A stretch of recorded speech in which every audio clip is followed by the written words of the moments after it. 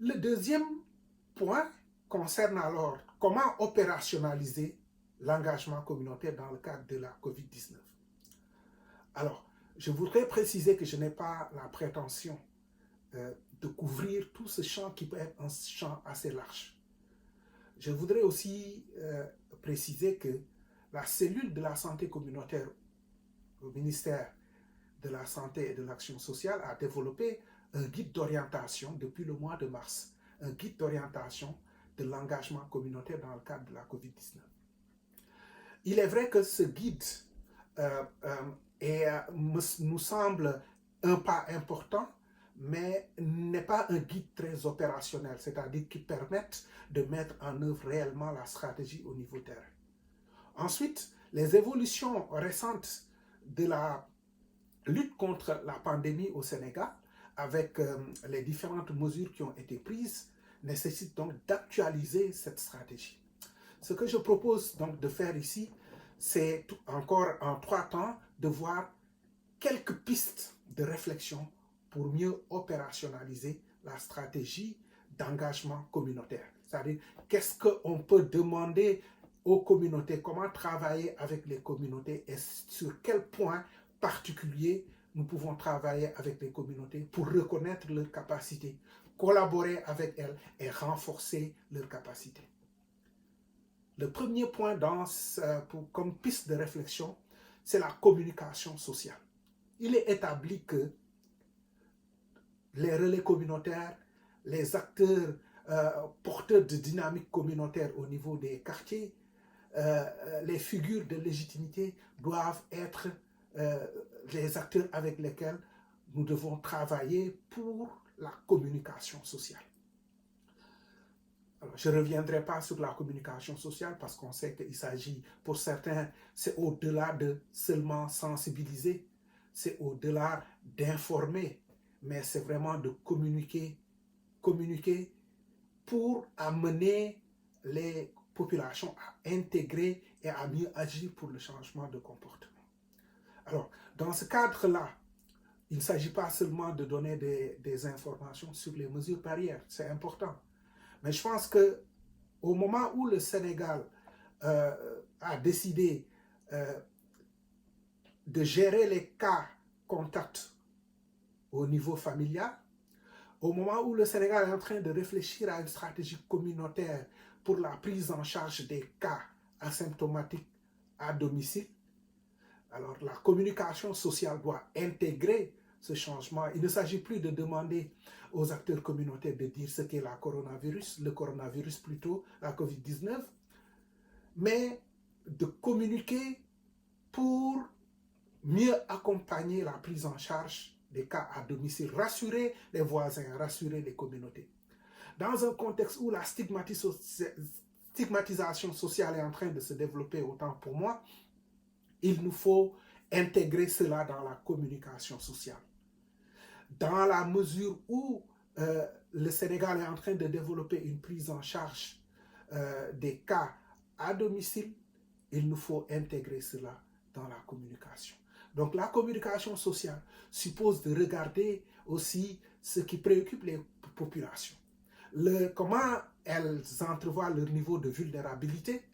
Et je pense que la stigmatisation, c'est l'expression d'un certain niveau de vulnérabilité, d'une perception du risque au niveau communautaire, qui va s'amplifier avec l'avènement des cas contacts qui vont être pris en charge à domicile, et aussi des cas asymptomatiques qui pourraient être pris en charge à domicile. Nous devons anticiper sur la communication et intégrer ces aspects.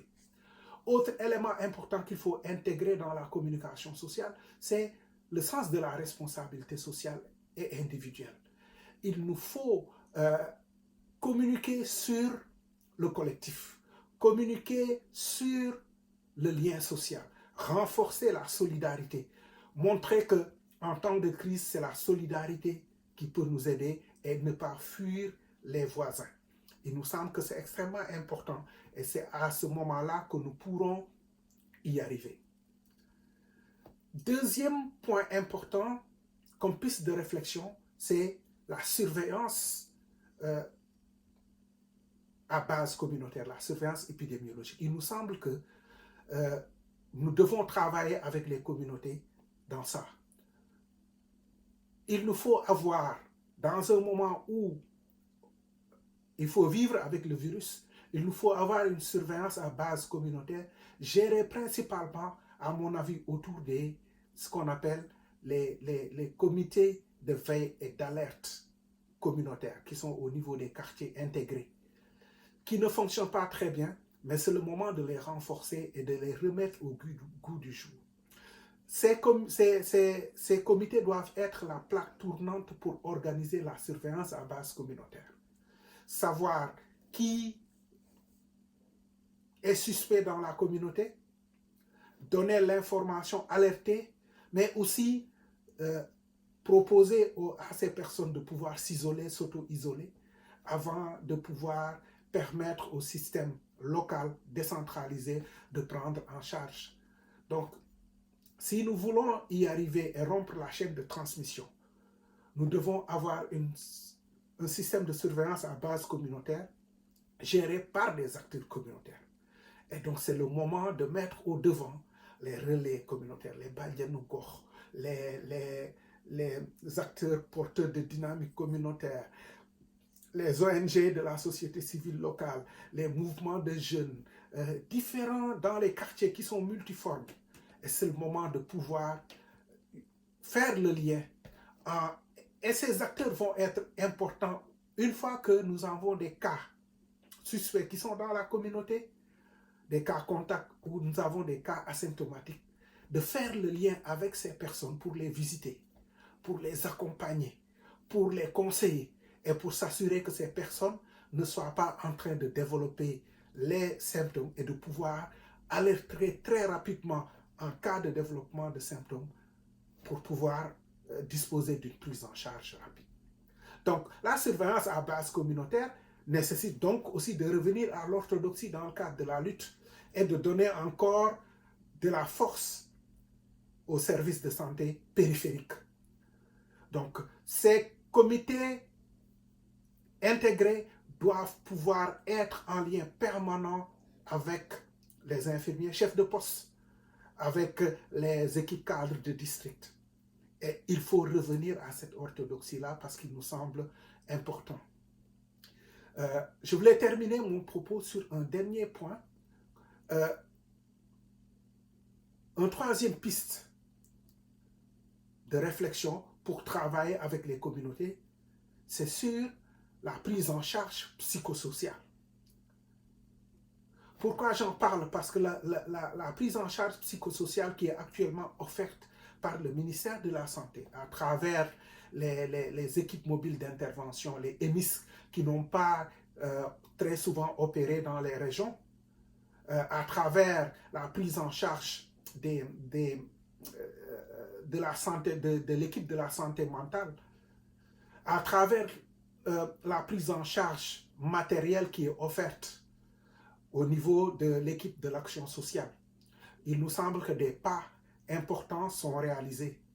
Mais lorsque nous analysons bien, il nous semble que la prise en charge psychosociale s'arrête seulement à partir du moment où la personne, elle sort soit du suivi en tant que cas contact, ou bien la personne sort de l'hôpital une fois qu'elle a été prise en charge. Lorsque les personnes sont guéries et retournent en communauté, il est important de continuer à les accompagner parce que la stigmatisation sociale est un des points importants sur lequel nous voulons insister parce que c'est en train de se développer. Les personnes sont en train d'être indexées, sont en train d'être évitées et ont besoin d'un soutien psychosocial. Donc, alors, comment permettre la prise en charge psychosociale quand celle-ci s'arrête une fois qu'on sort du suivi? Puisque les EMIS ne fonctionnent pas, et on sait qu'il y a des équipes qui sont des équipes professionnelles qui existent au niveau des départements, mais qui sont constituées par des professionnels qui n'ont pas souvent le temps. C'est maintenant qu'il faut travailler avec des acteurs communautaires, les renforcer en capacité pour pouvoir assurer un accompagnement psychosocial qui va être nécessaire dans les quartiers. Les personnes qui sont guéries, mais qui restent encore avec les stigmates de la maladie. Les personnes contacts qui restent encore avec les stigmates de la maladie. Des quartiers qui sont stigmatisés. Des familles, des maisons qui sont appelées des maisons Corona. Ok? Ce sont des aspects importants qui doivent être pris en charge. Nous devons avoir des relais, travailler avec les acteurs communautaires pour visiter régulièrement, pour pouvoir être à l'écoute de ces personnes-là qui ont besoin de cet accompagnement. C'est important qu'on travaille à mettre cela en œuvre. Mais la prise en charge psychosociale, elle ne va pas concerner pas seulement concerner ceux qui sont directement affectés et infectés par la maladie. Dans une perspective socio-anthropologique, le stigmate ne concerne pas seulement celui qui est stigmatisé, mais il n'y a pas possibilité de stigmatisation sans celui qui stigmatise. Donc celui qui stigmatise, pourquoi il le fait? C'est l'expression quelque part d'une certaine peur. Donc, dans l'accompagnement psychosocial, si nous voulons gérer la stigmatisation sociale, il nous faut avoir des acteurs communautaires qui communiquent aussi avec la population globale pour réduire la peur, pour augmenter la confiance, pour permettre de bien comprendre que coronavirus, ce n'est pas une maladie de la honte, mais que celui qui a été touché de la maladie n'est pas quelqu'un qu'on doit mettre au banc de la population.